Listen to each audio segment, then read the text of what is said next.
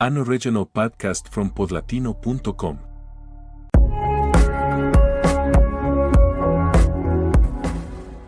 There's something the body understands before the mind does. A sharp strike on a drum skin, and something activates, something that bypasses thought and goes straight to the flesh. Your feet respond before you decide to move. Your shoulders follow without permission. Your chest opens. Some music is heard, and some music is felt deep inside, in the bones, in the rhythm of the blood. Samba belongs to that second category. It's not something you watch from a distance. It's something that gets into you. When the rhythm of a percussion battery starts up, it doesn't sound like accompaniment. It sounds like a command, like an invitation that doesn't wait for an answer because it already knows the answer is coming. That constant syncopated pulse that moves forward and backward at the same time, that pushes from below and lifts you up, is the signature of something that took generations to find its shape. Samba wasn't invented in a day or by a single person. It was built collectively, over time, from the crossing of memories that travelled very far to find each other in the same place. Brazil is a country made of forced arrivals, of impossible crossings, of cultures that coexisted under the most violent conditions, and still managed to create something that had never existed before. Between the 16th and 19th centuries, millions of people were torn from the African continent and brought to Brazil as slaves. They carried with them languages, beliefs, ways of praying, ways of healing, ways of cooking, and above all, ways of making music. Music wasn't a luxury or entertainment in those cultures. It was a form of communication with the sacred, a social technology for holding the group together, a way of passing down history without paper or ink. When those people arrived in Brazil, they brought all of that with them. And even though nearly everything was taken from them, the rhythm survived. The African traditions that most influenced samba came from different regions of the continent, but they shared something fundamental: percussion as the central axis. Not as background, but as the main event. Rhythm wasn't what accompanied the melody, it was what organized everything, and living inside that rhythm was also the body. In many of those traditions, singing, playing, and moving were a single thing. The separation between musician and dancer didn't exist in the same way it does in Western music. You participated with everything you had. That inheritance began to mix in Brazil with other influences. Portuguese culture left its mark on the melody, on certain harmonic structures, on the way songs were built around lyrics. Urban popular life, especially in cities like Salvador de Bahia and later Rio de Janeiro, created contexts where those mixtures accelerated. The homes of Afro-Brazilian families, the terreiros where religions like candomblé were practiced, the alleyways near the port, the neighborhoods of the poorest workers. These were the spaces where music was made, transformed, and passed on. One of the most important places in the history of samba was Rio de Janeiro in the early 20th century. The city was growing fast, modernizing at full speed, and pushing its poorest populations up into the hillside favelas. But those communities that power wanted to make invisible had an intensely rich cultural life. In the homes of the so-called Bahian aunties, Afro-Brazilian women who had migrated from Bahia and who held spiritual and social authority in their communities, people gathered to play, sing, and dance.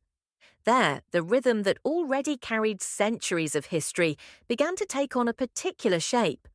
More urban, more in conversation with its own time, but with the same deep roots. The rhythm that defines samba has a quality that makes it immediately recognizable. It's syncopated, meaning the accent doesn't fall where a Western ear would expect it. Something shifts, moving just slightly ahead or behind the beat, just enough to create a tension that isn't discomfort but energy. That displacement is what makes the body want to move. It isn't an irregularity, it's an intention. The rhythm of samba is designed, even though no one designed it consciously, so that movement becomes the natural response. The body doesn't dance in spite of the rhythm. It dances because the rhythm asks it to. Percussion in samba isn't a single voice.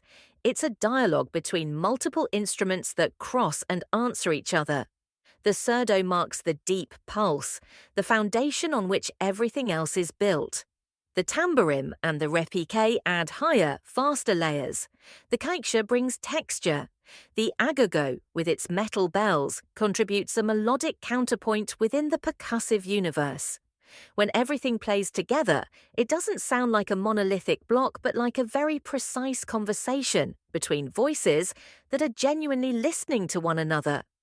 That rhythmic architecture is one of the most sophisticated things popular music has ever produced. But samba is not only percussion, it has an equally powerful melodic and lyrical dimension.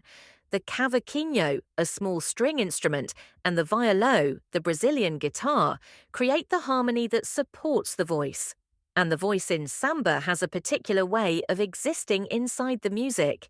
It can be soft or high-pitched, melancholic or joyful, but it's always in a deeply physical relationship with the rhythm. It doesn't float above it, it lives inside it. Over time, samba diversified into many forms. There isn't one samba, but many. Samba de roda, the oldest form, danced in a circle with great emphasis on hip movement, has been recognized as an intangible cultural heritage of humanity. Samba Enredo is composed for samba schools during Carnival, telling a story through music, singing, and visual performance. Samba canção has a slower, more romantic quality, closer to a ballad. Pagode emerged in the 1980s as a more intimate and communal way of playing samba, with instruments like the bandolim and the tantan. Each variation speaks from a different angle, but all of them share that same root of shared rhythm, collective participation, and the body as instrument. Rio's Carnival became over time the most visible showcase for samba in the world. Samba schools, which aren't schools in the academic sense but communities organized around a neighborhood or a shared identity, compete each year with a parade involving thousands of people, months of preparation, and a production that weaves together music, dance, costume, floats, and narrative. For many people living in Rio's hillside communities, their samba school is far more than an annual celebration. It's a community institution, a place of belonging, a reason to organize and to create together. And that's where a dimension of samba often gets lost when people look at it only as entertainment. Samba was born in marginalized, persecuted, monitored communities. For a long time, it was considered the music of troublemakers and drifters, of people with no respectable occupation, according to the authorities of the day. There were periods when practicing it could mean trouble with the police. Candomblé, with which samba has deep ties, was also persecuted. The same people making that music lived on the margins of a society that needed them economically, but refused to recognize their dignity or their rights. And still, they kept playing, they kept dancing, they kept building a culture that history would eventually recognize as one of the most original and powerful things Brazil has ever given the world. That continuity is not an accident, it's a form of resistance. Every time the rhythm starts up at a roda de samba, at a school rehearsal, at a Sunday pagode in a backyard in Rio, something gets transmitted that isn't written down anywhere. A way of being together, of remembering together, of affirming that the pulse they carry in their memory is still alive. Samba is an inheritance that was never locked in a museum. It kept moving. Its influence spread far beyond Brazil. Bossa Nova, which revolutionized popular music in the 1950s and 60s and won over the entire world, is in large part a child of samba. João Gilberto, its founding figure, took the syncopated rhythm of samba and internalized it until it became almost whispered, intimate, radical in its restraint. Bossa Nova carried the rhythmic essence of samba to listeners on every continent who might never set foot in Brazil. And from there, samba kept branching out into influences, fusions, and wider recognition. Jazz producers studied it. Musicians from around the world came to it searching for the secret of a rhythm that makes the body simply unable to stay still. That secret, if there is one, isn't hidden in any technical formula. It lies in the fact that samba was never just music. It was always movement, community, memory, celebration, and resistance all at once. It was a way of saying we are here and this is who we are, through something that needed no words because it spoke directly to the body of whoever heard it. The rhythm didn't represent that identity, it was that identity. Some genres of music are heard with the head.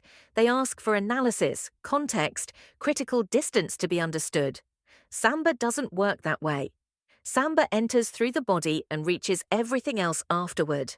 First it moves you, then it tells you its story. And when you're already inside that pulse, when your feet have found their place and your hands are keeping time without anyone asking them to, you understand something that no explanation can fully give, that a story can also be told through dance, that rhythm can be an archive, that movement can be memory, and that a community that shares a pulse already has something no one can ever take away.